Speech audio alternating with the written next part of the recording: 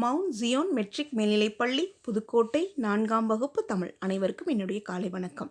இந்த வகுப்பில் நாம் என்ன பார்க்க போகிறோம்னா பாடம் 5 பனிமலை பயணம் அந்த பாடத்தோட புத்தக பயிற்சிகள் பார்க்க போகிறோம். வாங்க. பக்கம் 27 படிப்போம் சிந்திப்போம் எழுதுவோம். பாருங்க, சரியான சொல்லை தெரிவு செய்து எழுதுவோமா அப்படின்னு கேட்டு ஒரு 4 வினாக்கள் கொடுத்துருக்காங்க. ஒவ்வொரு வினாக்கள் கீழே 4 பதில்கள் இருக்குது. சரியான பதில் எதுன்னு பார்த்து நாம் எழுதணும். முதலாவது, பனிமலை காட்டிற்கு விரைவாக சென்றுவிட முடியாது. அடிக்கோடிட்ட சொல்லின் எதிர்ச்சொல் எது? அடிக்கோடிட்டனா அண்டர்லைன் பண்ணியிருக்குது. இந்த வாக்கியத்தில் எதை அடிக்கோடிட்டு இருக்காங்க? விரைவாக, பிங்க் கலரில் எழுதி விரைவாகங்கிற சொல்ல அடிக்கோடிட்டு காட்டியிருக்காங்க. அந்த சொல்லோட எதிர்ச்சொல் என்ன அப்படின்னு கேட்டிருக்காங்க. அதுக்கு சரியான பதில் ஆனா மெதுவாக, விரைவாக, மெதுவாக. 2, என்ன கூட்டல் என்று இச்சொல்லை சேர்த்து எழுத கிடைப்பது. என்ன கூட்டல் என்று என்னவென்று. சரியான பதில் ஈனா, என்னவென்று. 3, அக்காட்டில் இச்சொல்லை பிரித்து எழுத கிடைப்பது. அக்காட்டில் இச்சொல்லை பிரித்து எழுத கிடைப்பது ஆ கூட்டல் காட்டில். சரியான பதில் ஆவண்ணா, ஆ கூட்டல் காட்டில். 4, என்ன வாயிற்று இச்சொல்லை பிரித்து எழுத கிடைப்பது. என்ன வாயிற்று இச்சொல்லை பிரித்து எழுத கிடைப்பது என்ன கூட்டல் ஆயிற்று. சரியான பதில் ஆனா, என்ன கூட்டல் ஆயிற்று. சரிங்களா? அடுத்தது, வினாக்களுக்கு விடையளிக்க அப்படின்னு இருக்குது. அதை நம்ம வகுப்பேட்டில் எழுதி பார்ப்போம். அதுக்கு அடுத்து வாங்க. பக்கம் 27லேயே 3ஆவதாக இருக்குது பார்த்தீங்களா? உரிய பெட்டியுடன் பாராஷூட்டை இணைப்போமா. அங்கே 4 பாராஷூட் இருக்குது. கீழே அதற்குரிய பெட்டிகள் இருக்குது. ஆனால் பெட்டிகள் எப்படி இருக்குது? மாறி மாறி இருக்குது. நாம் என்ன பண்ணணும்? சரியான பெட்டியை சரியான பாராஷூட்டோட இணைக்கணும். கவனிங்க. முதலாவது, திடீரென்று. திடீரென்று அப்படின்னா அதோட பொருள் என்னென்னா சற்றும் எதிர்பாராமல். முதலாவது பாராஷூட்டை 3ஆவது பெட்டியோட இணைக்கணும். அடுத்து 2, தந்திரம். தந்திரத்தோட பொருள் ஏமாற்றுதல். 2ஆவது பாராஷூட்டை முதலாவது உள்ள பெட்டியோட நாம் இணைக்கணும். 3, பேணுதல். பேணுதல்னா பாதுகாத்தல் அப்படின்னு அர்த்தம். 3ஆவது பாராஷூட்டை கடைசி பெட்டியோட நாம் இணைக்கணும். 4வது, அலறுதல். அலறுதலோட பொருள் கூச்சலிடுதல். 4ஆவது பாராஷூட் பலூனை நாம் என்ன பண்ணணும்? 2ஆவது பெட்டியோட இணைக்கணும். திருப்பி ஒரு தடவை சொல்கிறேன் பாருங்க. திடீரென்று சற்றும் எதிர்பாராமல். தந்திரம் ஏமாற்றுதல். பேணுதல் பாதுகாத்தல். அலறுதல் கூச்சலிடுதல். சரியா? அடுத்த பக்கத்துக்கு வாங்க. பக்கம் 28. விடுபட்ட இடங்களில் உரிய சொற்களை நிரப்பி புதிய சொற்றொடர்கள் உருவாக்குக. அதாவது கேள்வியிலையும் டேஷ் கொடுத்துருக்காங்க, பதிலையும் டேஷ் கொடுத்துருக்காங்க. கேள்வியில் என்ன பண்ணியிருக்காங்கன்னா ஒரு வார்த்தையை அவங்க போட்டிருக்காங்க, இன்னொரு வார்த்தையை நீங்களே போட்டு ஒரு புதிய சொற்றொடரை உருவாக்குங்க அப்படின்னு சொல்லியிருக்காங்க. கவனிங்க, அங்கே மொத்தம் 6 வினாக்கள் இருக்குது. முதலாவது பாருங்கள், டேஷ் நண்பன் அப்படின்னு கொடுத்துருக்காங்க. நாம் என்ன பண்ணணும்? நல்ல அப்படின்னு போடணும். அந்த ஈக்குவல்ட்டுக்கு அப்புறம் என்ன சேர்த்து எழுதணும். நல்ல நண்பன் ஒரு புதிய சொற்றொடரை நாம் உருவாக்கணும். அதுக்கு அடுத்து பாருங்கள் 2, நீண்ட தூரம்.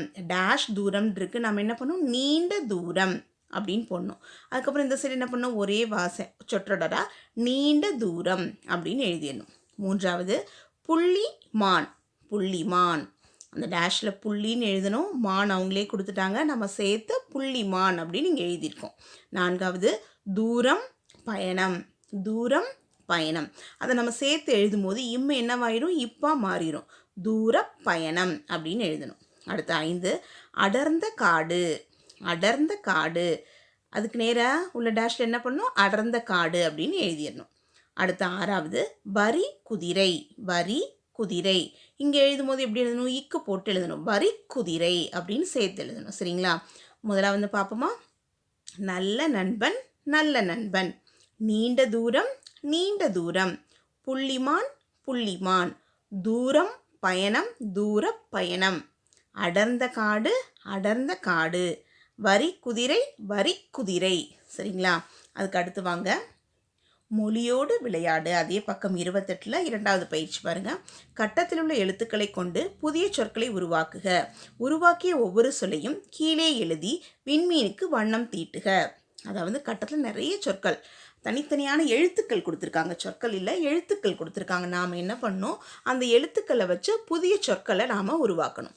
கட்டத்தில் நிறைய எழுத்துக்கள் கொடுத்துருக்காங்க. அந்த எழுத்துக்கள்லாம் மாறி மாறி இருக்குது.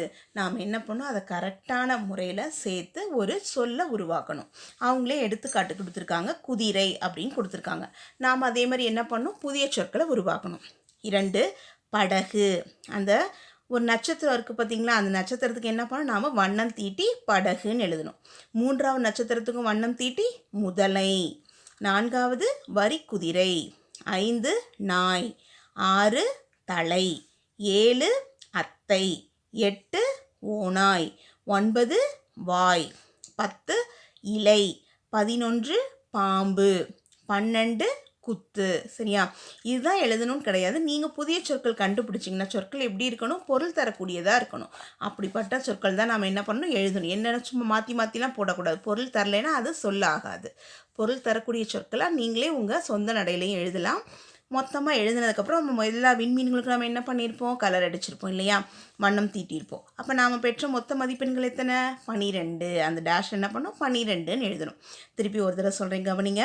குதிரை, படகு, முதலை, வரிக்குதிரை, நாய், தலை, அத்தை, ஓநாய், வாய், இலை, பாம்பு, குத்து. மொத்த மதிப்பெண்கள் அதாவது விண்மீன்கள், நாம் பெற்ற விண்மீன்கள் எத்தனை, 12 அப்படின்னு எழுதிடணும். சரிங்களா? அதுக்கு அடுத்து வாங்க, பக்கம் 29. அகர வரிசைப்படுத்துக. மகிழ்ச்சியாய் தாவத் தொடங்கும் மவ்வல் என்னும் அழகிய மலரை சென்றடைவாய். மவ்வல்ங்கிறது ஒரு வகையான மலர். சரிங்களா?